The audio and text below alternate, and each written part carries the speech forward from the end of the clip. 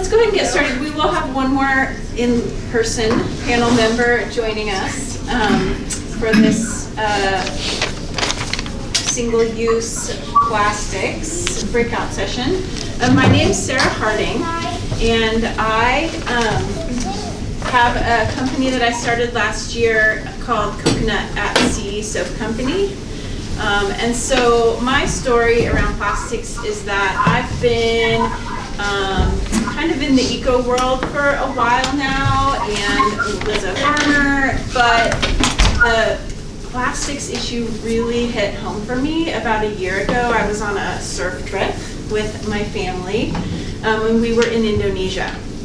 And so we traveled for 12 hours by boat out to this super remote island chain in the middle of the Indian Ocean. And so it's like coconut palms and white sand beaches and turquoise water and absolutely gorgeous. And I was in heaven, you know, fish, coral reefs, the whole thing. So then we'd pull up to these islands with like one coconut palm on it in the middle of the Indian Ocean, and it would be covered in plastic. Like everything you can imagine, flip-flops, chip wrappers, bottles, you know, styrofoam, everything. And all above the high tide line was solid plastic. It was disgusting. And it broke my heart. So I decided that I could do better, like myself personally. So I came home and started making shampoo bars because the bathroom is, you know, a lot of us, the kitchen is pretty difficult to eliminate plastic, and we're gonna get to hear how we can do more of that. But the bathroom, you know, a lot of people, our shampoo comes in plastic bottles, and it makes sense because glass would be dangerous if we drop it. But we do have another option. We have shampoo bars now. So that's my story, and let's go ahead and start with Brenna. This is Brenna Cyrus, and I'll let her tell her story.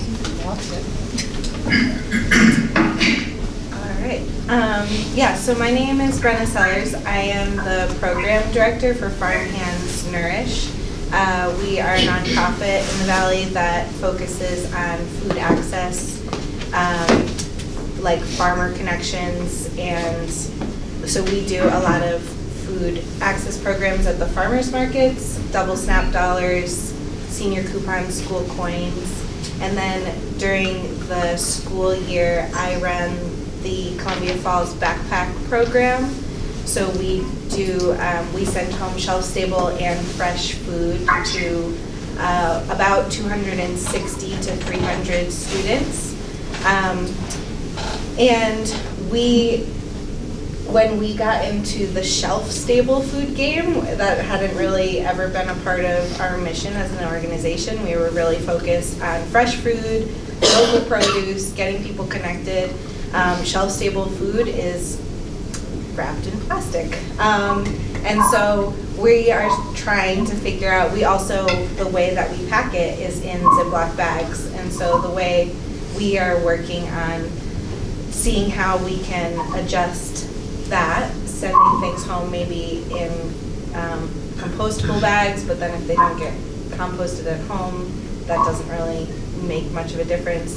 And then when it comes to our programs at the farmers markets, we are working on, we're starting with the Whitefish Farmers Market this year, working on eliminating some of the waste that occurs at the farmers market level. So the Whitefish Farmers Market, for those of you that haven't been, has a ton of ready-to-eat food vendors, so food trucks and that sort of thing. And so this year we are going to work on eliminating some of that waste by requiring compostable packaging or compostable ways of distributing the food, and hiring Dirt Rich to have bins there. So Farm Hands is is also kind of just getting into this and figuring out what we can do on the community level. Do I need to talk for longer? You can. You have plenty of time. I couldn't remember how much time that I was supposed to talk. We allotted 6 minutes each, so if you have more you want to say, or you can save it. Sure. How many of you live locally? And have all of you been to at least a farmer's market in the valley? Cool. So, a few of you I know, but so I'll talk a little bit about our food access programs because they're worth the more people that know, the more people you can tell and kind of share. So the programs that we run at the Columbia Falls, Whitefish, and Kalispell markets, we are the SNAP retailer at all 3 markets. So SNAP, I always get this acronym wrong, Supplemental Nutrition Assistance Program. Cool. I always say access and that's wrong. So that's like food stamps. It's been renamed in the last few years. So folks that are low income and have SNAP are able to come to those farmers markets and use their SNAP benefits at the farmers markets by coming through us. The Farm Hands booth down in the booth room has some examples of the coins that we give out. In exchange, we are able to slide their SNAP cards. We are able to give them coins that have values that the farmers can accept. The SNAP benefits, you can buy anything that is not hot and prepared. So with the exception of food trucks, they can use it at almost any food vendor at the market. And then we also participate in a double SNAP dollars program. So we have grants that allow us to match up to $20 of people's benefits. So, and those double SNAP dollars can only be used on fresh produce. So it's a way to increase the amount of fresh produce that folks can buy. It's a way to stretch people's budgets. It's also an opportunity to allow people to purchase some sort of vegetable that they maybe aren't sure about. It can be really intimidating to buy fresh produce if you don't know the people in your family are going to eat it. And so if you are spending your very limited food budget on something that someone might be skeptical about, pretty soon you're going to just stop doing that. But so this program allows people to kind of experiment a little. We also do senior coupon booklets that are worth $30 as a whole booklet to low-income Flathead Valley residents 62 years and older, a way to help those folks stretch their budget. A lot of folks over the age of 62 that are on fixed income, it can get tricky. I understand that farmers markets maybe can be a little more expensive than conventional things at the grocery store. So that's a way to stretch budgets. We do some school education, going into local schools and teaching about the local food system, and then inviting kids to come to a farmer's market and get a $5 coin that they can buy fresh fruits and veggies or plants that grow food as a way to participate in their local food system. And then our newest farmers market food access program, we partnered with North Valley Professional Center, which is a doctor's office in Columbia Falls. We have a practitioner there that we're working with who literally hands out prescriptions for fruits and vegetables. So we enroll families, and the prescription is dependent on the family size. Last year we had, a single person and up to a family of 9. They get $7 per family member. So that family of 9 got $63 a week to spend on fresh produce. We also would give out a certain amount of money for eggs every once in a while to kind of balance that out. But this program, last year was our pilot year, and the results were pretty amazing. We had surveys every single week, and we watched every single person enrolled in the program go from eating fruits and vegetables 1 to 2 times a week to 5 to 7 times a week. Wow. So, food access, having access to it and having people that are willing to communicate without any shame, without any negative baggage behind it all, it can really help change people's lives, I think. Yeah, and our goal with every single one of our programs is to support our local farmers, a lot of which are in this room right now, and to have more people, to allow more people to have access to that local produce, to allow, the big thing with being the SNAP retailer is it costs a lot of money to be a SNAP retailer. It's like $30 a month, and you have to have it per site. So we don't just have one retailer number. We have one for Whitefish, one for Columbia Falls, and one for Kalispell. So taking the burden of that cost off of local farmers and putting it on us where we were able to put in the time to fundraise and write grants. Cool. Okay. Thanks, Brenna. Thanks. And I'd like to introduce Nolan Smith, and he came up from Phillipsburg to talk to us today about Granite Waterworks. Yeah, thanks for having me. We've got some similarities with what Brenna's story is about. My wife and I, Kathy, who's with us here today, she and I got together in 2009 and started building the brewery there in Phillipsburg. In 2012, we outgrew our location and our capacity, and there just happened to be a water bottling plant that had been shut down in Phillipsburg and sat there shuttered since 2004. So we were lucky enough to acquire that building as part of our brewery expansion, but it just so happened there was a bottling line in there. There's a spring that comes up out of the ground and cisterns that produces 300 gallons a minute of pure mountain spring water. And we recognized there was a resource there and decided we should start bottling water. Well, there was 3,000 plastic jugs in there, over 1 million labels, several 100,000 caps, and we looked at this pile of stuff and said, we're probably not going to do this. This is not right to do. We had some issues with the DEQ and Department of Health as far as permitting, equipment, things like that. So we kind of threw that aside, got our brewery up and running, and got access to this package, which comes from Ball Corporation in Golden, Colorado. And after a couple of years of getting the brewery going, I retired from my job working in the mines in Butte and could concentrate fully on bottling water.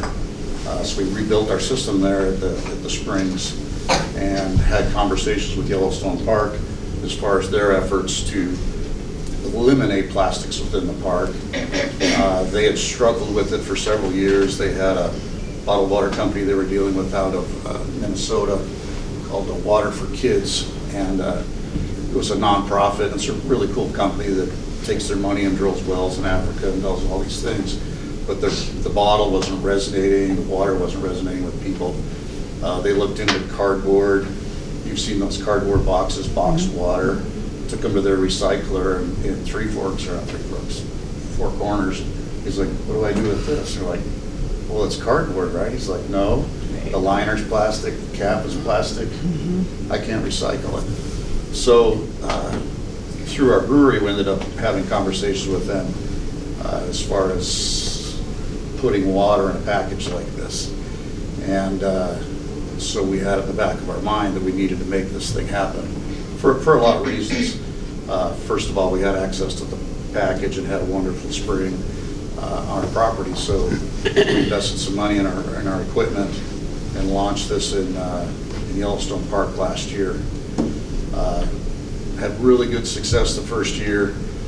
We partnered with an organization called Yellowstone Forever, had it in all their stores and some of their gift shops and visitor center around the park. And then things kind of started to explode after that. We ended up getting a call from the guys at Bog Jam in Missoula that have Cadal's Amphitheater, Wilma, Top Hat, all that, and said, can you do a branded bottle for us? So we did a bottle for them, and if you get on our website, it's kind of cool. It's a black bottle with kind of gold trim on it. It looks like a bottle of whiskey or something, but it's actually the same spring water bottle in Phillipsburg, so they have that exclusively in all their venues. Then the phone keeps ringing. I end up co-packing for an outfit in Savannah, Georgia, another one in Austin, Texas, to help them launch their brands nationwide. So our first year, we shipped 270,000 bottles throughout 5 states. We're very proud that we could have that much of an impact of potentially eliminating that many bottles, plastic bottles, within our region here. As far as moving forward here, we've got plans to launch here in Glacier Country. A lot of people have asked us, why don't we have a Glacier Park label? And it takes quite a bit of effort to make that happen, and this was just our first year. So we actually had water in like the Great Northern Resort, Glacier Guides took us on, Sova Cycle, Sweet Peaks Ice Cream. We're shipping Yellowstone bottles here, as well as all the way to businesses in Absorki. So just did some finalization on a label here, and I just invite you to come look at this after the talk. But we should be seeing this in the Flathead Valley in late May, early June.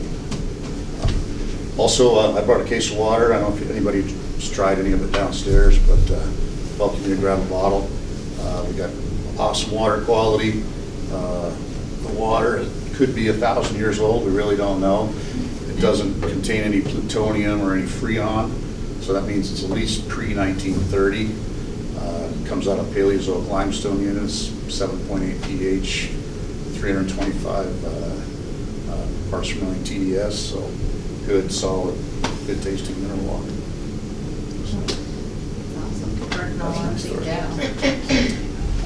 Very cool. Mandy Gertz, are you ready to talk? Yeah. Can everybody hear me? I have a cold that's not the coronavirus. So I'm farm owner and farmer at Lower Valley Farm here in Kalispell. This is our 8th year running our organic family farm. We primarily sell through a CSA program, which I'm sure here at Free the Seeds, most of the people are familiar with what a CSA is. Can you just raise your hand if you know what a CSA is? Okay, so I'm going to skip that part. And one cool thing about all CSAs that I know of is that it's so much less plastic packaging than what you're going to get with grocery store produce, even less plastic packaging than what you get at a farmer's market. So that's just a cool thing about CSAs. Also, at the farmer's market, you're getting produce that has a lot less plastic than at the grocery store. So much less plastic. So just shopping from your local farmers is using less plastic. Plastic, single-use plastic, not everyone knows this as an education piece, is a part of contemporary agriculture. So plastic getting laid down on beds as a weed barrier and sometimes to keep soil moisture retained, which might be the right choice in places for some reasons with extreme limited access to water. Farming is a system, and anytime you have a system, you have to have inputs into a system to make things work. So what's cool about buying local is that we can look at what are our systems that we have here? What do we have going for us here, where we live? And one of the things we have going for us is that we do have lots of water. Water is not an issue here. So, at least on my farm, and I don't know any farms that have water issues that I know of, not having enough water. We have water under the soil, there's lots of water. There's also lots of water all over the valley. So water is not a big deal for us like it would be in Central California, Southern California, where most produce is grown in the United States. So after our first year farming, we used plastic to cover beds to keep weeds out. And also, the challenge here is that it's cold, and it's cold at night. And plastic can help keep warmth in the ground, okay, overnight in our mountain air that doesn't have much moisture in the air. So we have water underground, but not water in the air. That's another special thing about here. So we have mountain air that's cold at night. It really cools off the crops and it cools off the soil. So to hold heat in the ground is another advantage of using plastic on the soil. after my first year farming, when I took the plastic out and threw it all away, my heart said, hey, this isn't why you started doing this. This isn't why you sold everything you own and live in a yurt with 3 young children to throw away plastic at the end of the year because it grew vegetables on it. I also was very uncomfortable with single-use drip irrigation, which is also plastic that is made for single-use one season. So after that first year, we were like, we're not going to do that anymore, but I don't know how not to. And so now we've had to create whole new systems that support that choice. And I think that that's a missing part from customers, is that when you see plastic being used in local businesses, in local agriculture, you need to understand that we don't want to use plastic. And that if we're gonna shift away from plastic as a community, it needs to be a community effort. So we have small businesses here that want to take that step, and we need community support also. A couple of years ago, Kalispell Creamery wanted to switch from their plastic jugs to a glass bottling, and it would have been like, I think $1 million, so much money, and they asked the community to support that transition, and nobody donated to it. So people can say you want change. Do you? Do you really? Do you want to pay for it? Or do you mind paying more for products that support that? Or do you just want to ask business owners to do it? So this year, we're piloting something in our CSA where we're going to have 100% biodegradable plastics in our CSA. And it's a really easy switch to make, because in our CSA box, we're not doing clear plastic bags like we use at retail and at market. They're like switching from the roll of 2,000 bags that don't decompose to ones that do decompose. It's an easy switch. We're also going to pay much more expensive for these silo bags that are biodegradable, and they'll have to be heat sealed, which then you're paying more for employees to use a heat sealer instead of running it through a twisty tie. And this adds up. It doesn't sound like much, but when you're doing 1,000 bags a week, adding 3 more or 6 more labor hours on something that's the price point isn't that high is a lot. And I think sometimes there's an idea that farmers, we have an idealized job, but we, just like everybody else, have all those price points. And so it's hard in something where there's already not much of a margin for profit to put on top of that more. Okay? So it's something that all the farmers here want to do. We all want to transition over to it. And it's a big investment. And we're kind of at a place where it's like asking a question of, how do we do this? How do we do this here? How do we do this in a way that works for us? One of the assets we have in our community is Dirt Rich Composting has a commercial composting facility here. This is unique. Not every community has one. And so not only can we switch over to compostables as small farms and local businesses, but we have a place where we can then capture that and actually compost it. That seems like something that we should all do, that we should all be willing to pay for. We were able to just slightly raise the price of our CSA this year, and that totally captures the cost. It's easy. That's an easy way to do that. And then I also do a weekly newsletter where I can say, hey, all these bags, they're compostable. Here's exactly what they're made out of. Sign up for Alyssa's program, and she'll collect them at your house. And we can also have a bag where they can put the bags inside. So our goal isn't just to be switching one product for another. It's to have a system change. And the system change isn't just that you're getting a different bag in your box. It's that then you bring that bag back to me, and it goes to Alyssa's, and that they can see that whole thing and that you're part of it, and it matters. So, is that good? The perfect segue to Alyssa Chance from Dirt Rich. Hi. Sorry I'm late. I guess I own Dirt Rich Compost. We've been around since 2015. And we're a multi-pronged company, so we pick up food scraps from all over Glacier National Park and all over the Flathead Valley's residences and businesses, and take it back to our site and process that, along with a bunch of other carbon material that arborists and other people around the valley have dropped at our site, carbon material. Put it together and process it over like 6 months about, and then we have a high quality compost product that we sell to farms and gardens. And it's exciting to hear everybody trying to hop on board it and shake up the system a little bit and try and reduce plastic use. And I think it's easier than it's ever been before, because there's a high demand and there's lots of different companies out there that are providing different options for compostable plastics, but not all of them are created equal. And there's a lot of greenwashing that happens in that sector right now. And it's hard when one restaurant has plastic forks but compostable bowls, and then everybody assumes that it's all compostable, but it's plastic that ends up in our bins.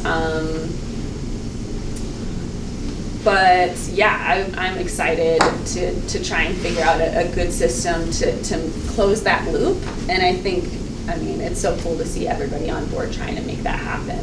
And can she hear? Yes, she can now. Okay. And she's got a ton of really great information about the actual compostable products, more than I do. I've done a lot of research into the different kinds of brands.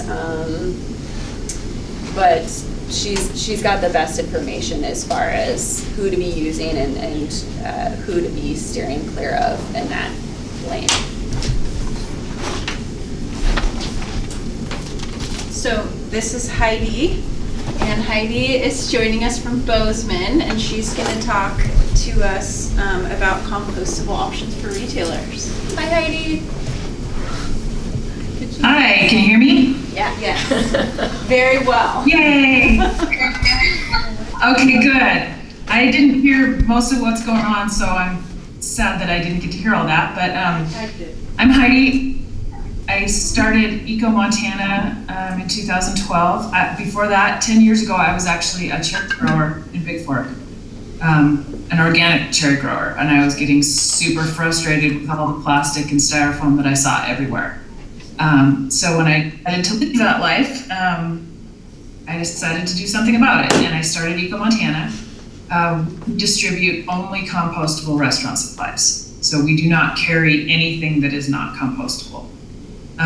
When I started in 2012, there wasn't a whole lot of different options. One company that I found that is fantastic, that continues to be innovative and great customer service and just great all-around products, is World Centric. We carry a lot of their products. I wish they made everything we needed, because they're such a wonderful company to work with.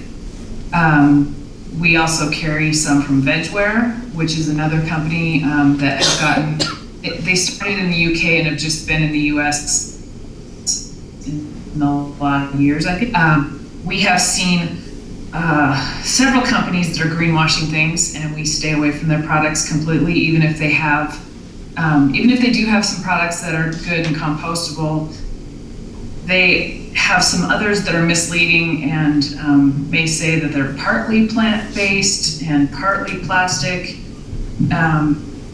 But people who just want to do the right thing, and this isn't their job to know what that right thing is, are being duped.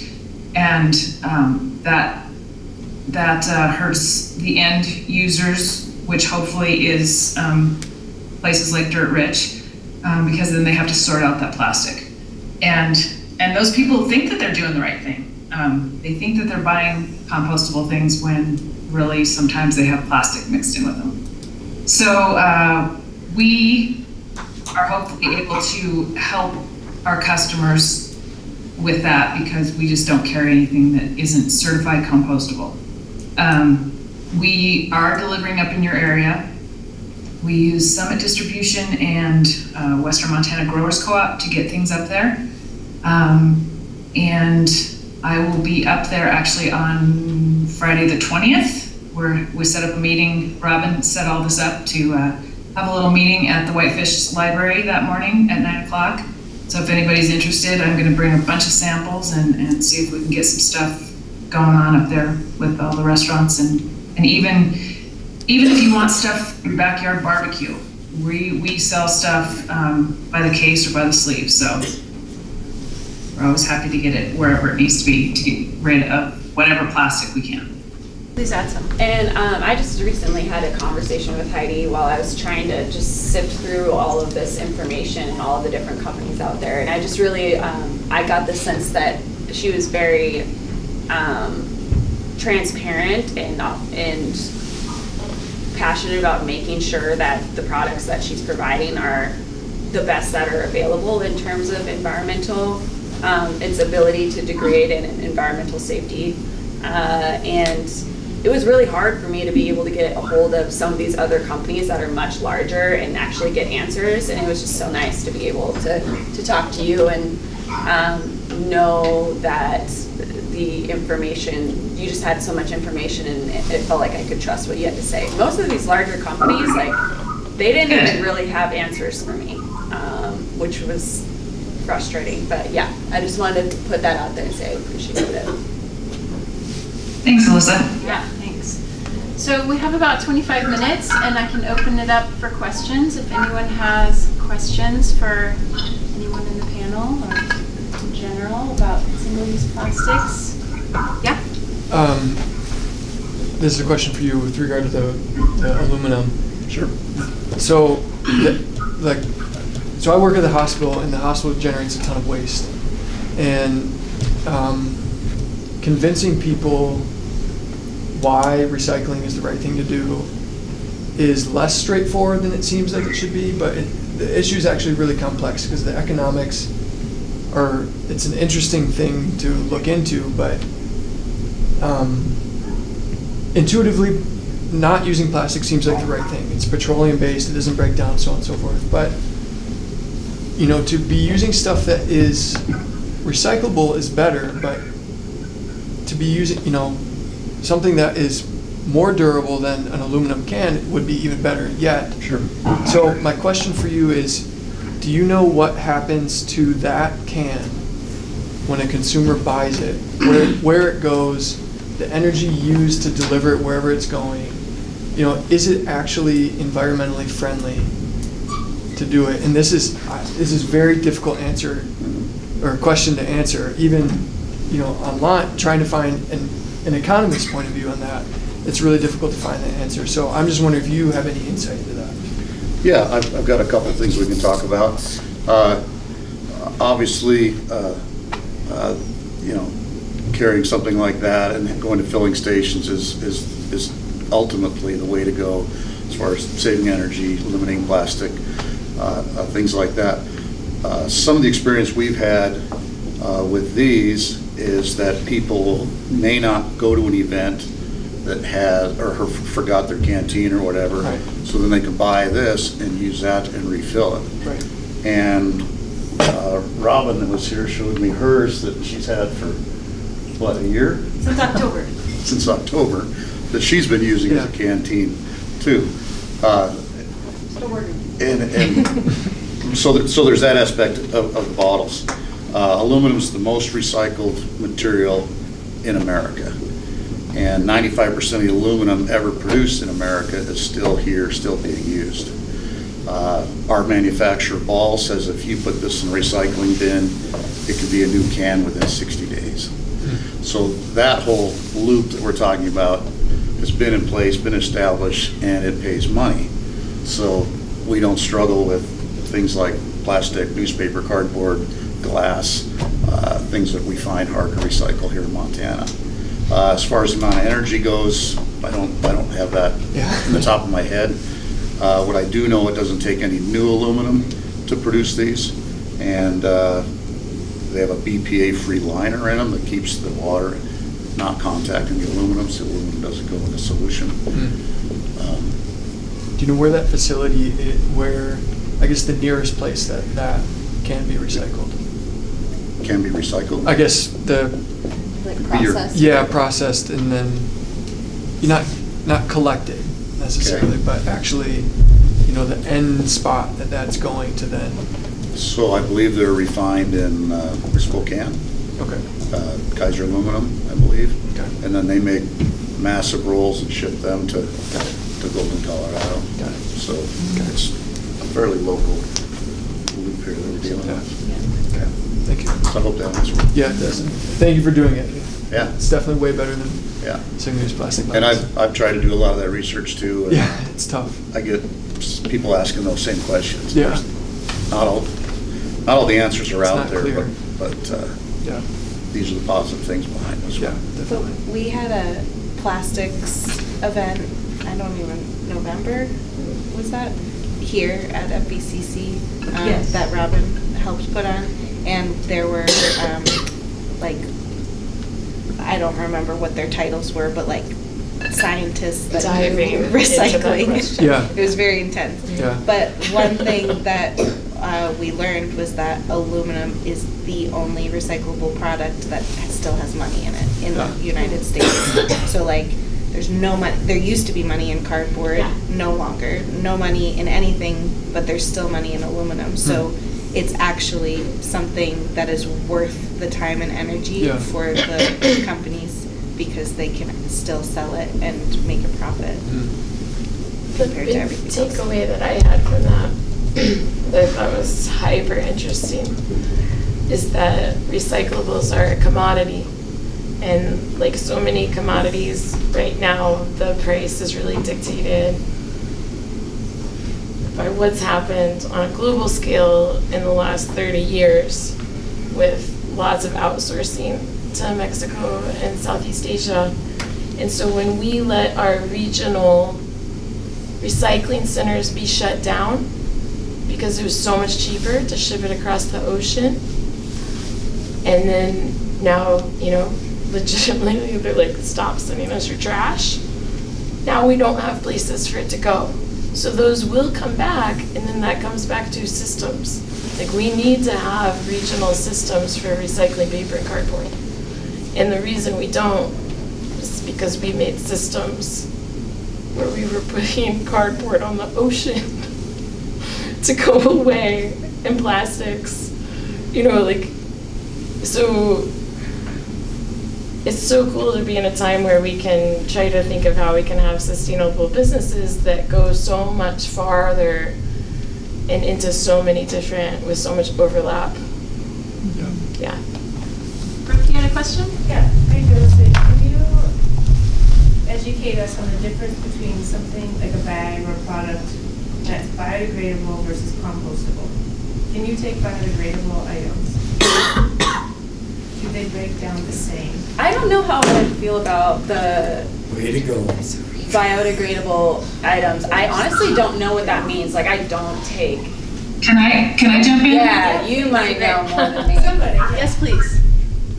Okay, biodegradable doesn't mean anything. Thank you. Biodegradable means it will break down into smaller pieces. It could be plastic, right? Yeah. Okay. Because Right, it'll so break down. if you see a shopping bag that says biodegradable plastic, it means that it has been chemically treated, break down faster. But it's still breaking down into small pieces of plastic. It's not compostable. If it is compostable, it will say that it's certified compostable on it. So that even though it's biodegradable, it is probably still plastic. And then can compostable things go in the landfill, or they have to get composted? Compostable. They can. Yeah. They can go to the landfill. It's the better use of them is to go to compost. But if it goes to the landfill, it's still not plastic, and so Right. it's not leaching chemicals, those toxic chemicals, into the groundwater or into the ground. The biggest part of what's going to the landfill is 25% of plastics end up in our waterways. They don't end up in the landfill. So they blow off of a truck or somebody throws them out, and that litter eventually ends up in our waterways. That's why we have the great garbage patch, or several of them now. So compostables, even if they don't get composted, they're still not plastic. And they take, on average, about half the energy to produce as plastic does. Can somebody talk a little bit about how you need to store them, the temperature sensitivities of products, please? Yeah, the clear stuff that we have, let me see if I can grab some here. Any of this stuff made out of the corn plastic needs to be stored at less than 110 degrees Fahrenheit, or it will start to do its job and break down. So that stuff is not good for hot items. We do have fiber things and paper cups and sugarcane cups that are coated with the PLA, but they're treated a different way, so they're good for coffee and soup and things like that. And the utensils are good for heat. They can actually go in the dishwasher, even though they're made out of corn. But yeah, to store that stuff, you need to keep it out of direct sunlight, and don't store it next to the stove and those kind of things. So it doesn't take super special storage, but just less than 110 degrees. And does it have a shorter shelf life, like for holding inventory from year to year? Yes, the clear stuff, they say a 2-year shelf life. I have had a couple of items around here that have been here longer than that, and I keep checking them periodically, and because I'm storing them okay, they're fine. Okay. And all of this stuff is for single use that I have, so it's not meant for long-term use. We haven't seen anything break down before before it's put into a place where it needs to break down, into the compost where it's got heat and water and oxygen. So Alyssa, if we all start using compostables, does that overwhelm your system, or could you handle it? I think like in terms of the whole valley versus like the people that already compost with me, or like if it was just all compostable containers and no food scraps along with it, then yes, it would.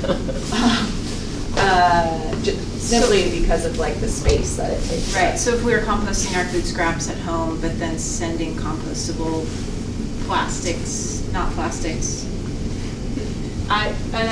containers. I don't know for sure, but I'm willing to try and figure out systems to make it work.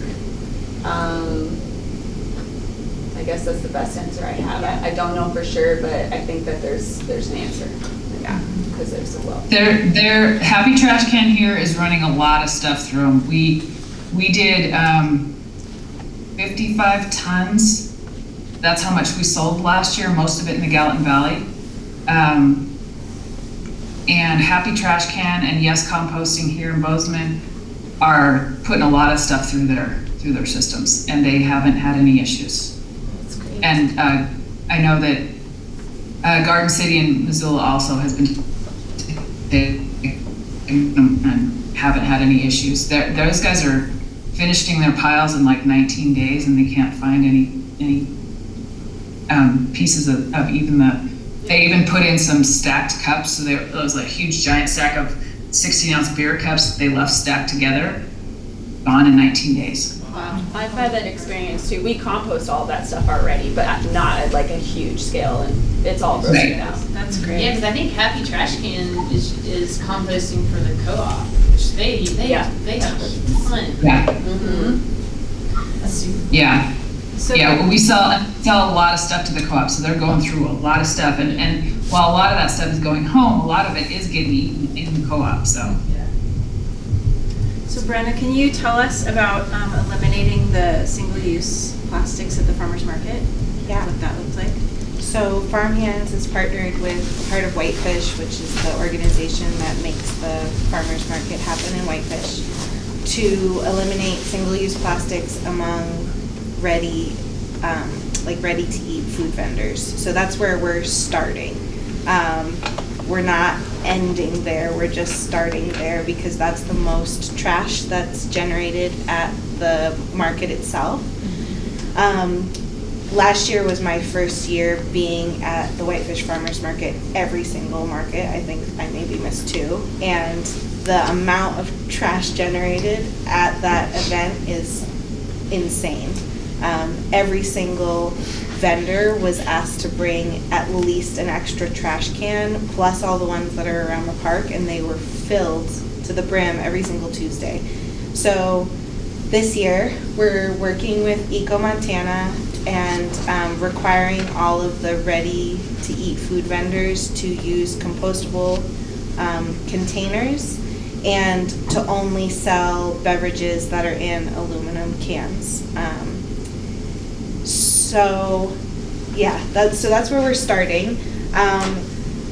And the idea is that, there's this whole huge row of food trucks. The idea is that they will all be using some sort of compostable packaging, whether it's like the little cardboard boats or a plastic container with a lid. I think I'm anticipating that one of the trickier things are those, what are snow cones or the icy bright color things because they have like a plastic tray around, and so I know that that's maybe going to be a tricky transition. And so but the goal is to communicate really clearly with all of the vendors to offer assistance where we can.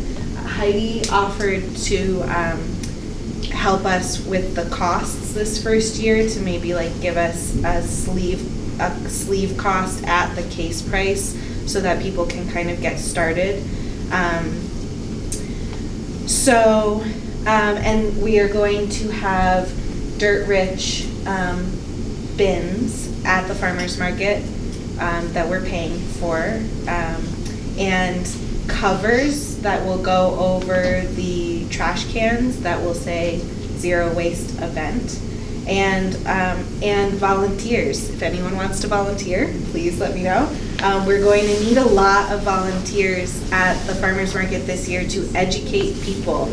Whitefish Farmers Market is a huge tourist destination. It is not just local people that have an understanding of what we're trying to do in our community. It's if people are here for other tourism, they come to the market. We did surveys last year. It was a huge percentage of people from out of town, at least, visiting the market. So we partnered last year with Powdered Soul, which is a nonprofit that works with kids to help them pay for like ski racing and other winter sports that can be kind of expensive. And so we had Powdered Soul kids at the farm hands booth at our farmers markets, and a lot of times they were bored. If our booth is if there's not a line of people, then they get bored. So this year our goal is to educate those kids about composting and recycling and why we're doing it, and they are going to be standing around near the sites to educate consumers. There will physically be no way to just throw stuff out. They are going to have to walk a block or two away if they really want to not compost it. Our goal is to have extra receptacles for aluminum recycling. I don't remember. There's a local organization that we're going to work with to have extra aluminum recycling bins. Did you have a question, Yeah. Maggie? So, how will you capture, like, maybe the education part of, like, if I'm there with my stroller and my kids are eating fruit snacks, that the fruit snacks don't get in trash, doesn't get into the composting trash, especially without having other trash cans there? Yeah, that's a good point. So, people packing it out is another huge education part. Right. Yeah, that's a really good point. And honestly, something I hadn't really thought about. So it's definitely like a learning experience. Sure. We keep thinking of new things that we're like, oh. Right. So yeah, maybe our volunteers are going to have like a bag of trash for things that people have brought to the market that can't be compostable. And the education part of, like, you don't leave your trash when you go hiking, we're used to leaving it here in the park in the trash can. I think that can be communicated. Also, it's so hard to communicate with people. Yeah. So hard. It's interesting. I think Heidi maybe could speak to this, but I know that in Bozeman, when they first started requiring that everyone had compostable waste. The folks that run Happy Trash Can and Heidi like sat at a table. They covered all of the rest, from what I understand, they covered like all of the garbage cans, and there was like one place where people could bring stuff, and they, in order to bring things to dispose of, they had to see a person. people and talk to That's people. important. So that's what we're going to try and do. That we're going to be in need of adult volunteers in addition to our powdered soul, because they get nervous. That's part of our goal, is to like work with them and like make them feel comfortable talking. So adult volunteers is helpful to like be a support system. I'm always looking for volunteers for all of my programs. You have a question? Yeah, like just with the systems you mentioned, like from an end user's like standpoint, like I guess we have systems as well that we're trying to implement to reduce our waste. And I'm wondering if there's like, if you see crossover between the end user and the business owner and these systems like working together. That's such a great question. Like are you asking like as consumers, what can we do to help? Yeah, like just like simple, like it's we also have budget too, so you know we go to the store and these things are more expensive, so absolutely. It's like, how do we make this work together? Like, it's such a thoughtful question. I definitely don't have So they're not as much more expensive as you think they are.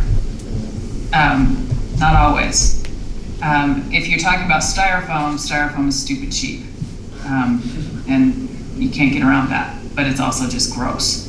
But when you're looking at a hot cup that is paper coated in plastic versus the hot cups that we have that are coated in the PLA, the corn plastic, I would bet there's less than a 3 or 4 cent difference per cup.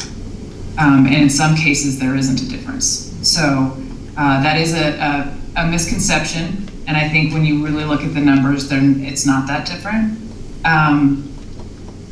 So you have to look at it. And we do have, like I said, like the utensils that are actually reusable and can go in the dishwasher. So there's some of that too.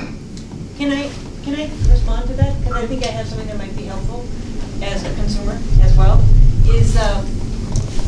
I think mostly it just comes down to personal choice. It's a personal commitment, and as you make that commitment from a heartfelt place, not from shame or blame, you can invite others to participate. And Sarah Harding is giving a talk next hour that is about telling your climate story. And it's in the context of climate change, but it's the same way of inviting people to make a different choice around compostables and plastics. So I think listening to that would be helpful in finding a way to communicate from a place of invitation to your community, because that's really all what it's about.